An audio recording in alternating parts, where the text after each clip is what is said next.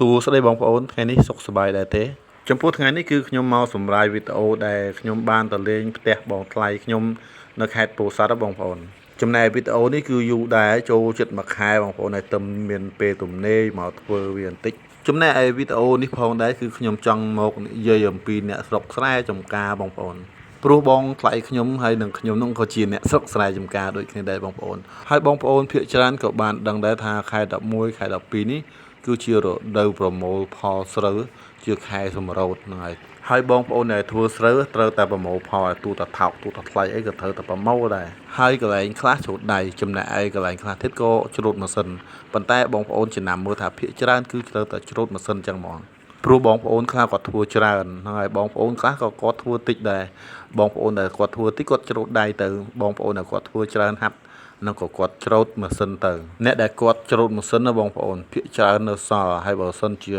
ច្រូតយប់ទៀតហិតតែសល់ច្រើនទៅទៀតហ្នឹងហើយអញ្ចឹងក៏បងប្អូនខ្លះគាត់មានពេលទំនេរហ្នឹងហើយគាត់ក៏ដើររើសកស្រូវអញ្ចឹងទៅបានច្រើនតែបងប្អូនមួយថ្ងៃបាន2 3បេដែរអញ្ចឹងទៅហើយកុំភ័យកុំព្រួយបារម្ភថាម្ចាស់ស្រែមករករឿងអត់ទេហ្នឹងហើយគាត់បើកដៃឲ្យដើរហឺហ្មងព្រោះអីគាត់ច្រូតហើយខ្ញុំសូមសរសើរអ្នកសុកស្រែមែនណាបងប្អូនអើយអត់ចេះតនេមិនទេ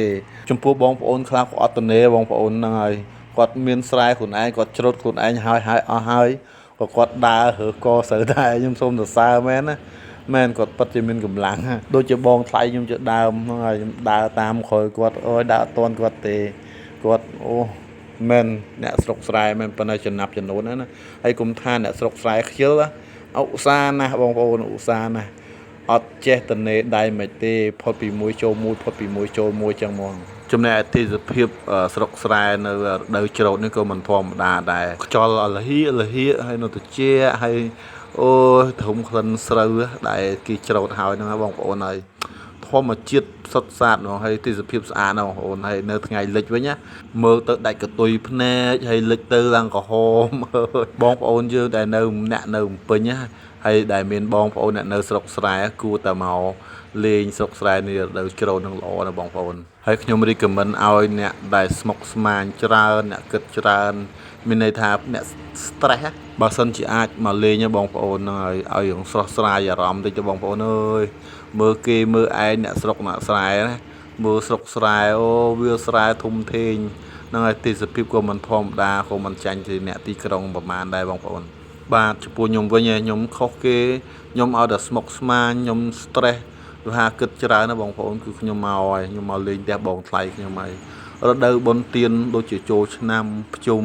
គឺខ្ញុំមកអាសាមកអឺតគាត់ហើយគឺគាត់ខ្ញុំមកលេងគាត់ពេលដែលខ្ញុំមកលេងនៅស្រុកស្រែដូចជារដូវភ្ជុំយើងមើលឃើញទេសភាពឡើងខៀវសង្ងាត់ហើយចំណែកឯរដូវចូលឆ្នាំវិញរឿងបែកផ្សែងទៀតព្រោះឯច្រូតហើយគឺជារដូវប្រាំងខ្ញុំគិតថាខ្ញុំមកដើរលេងរដូវប្រាំងក៏ដោយរដូវវស្សាក៏ដោយគឺសប្បាយដូចគ្នាបងប្អូនគឺបាត់ stress ដូចគ្នាជាចុងក្រោយសូមថ្លែងអំណរអគុណដល់ពុកម៉ែបងប្អូនដែលបានមើលវីដេអូនេះហើយចំពោះសម្ដីលើសលួសដោយប្រការណាមួយសូមអធិស្ឋានបងប្អូនហើយព្រោះចំពោះខ្ញុំខានបញ្ចូលសម្លេងនៅក្នុងវីដេអូយូរដែរហើយអរគុណច្រើនបងប្អូន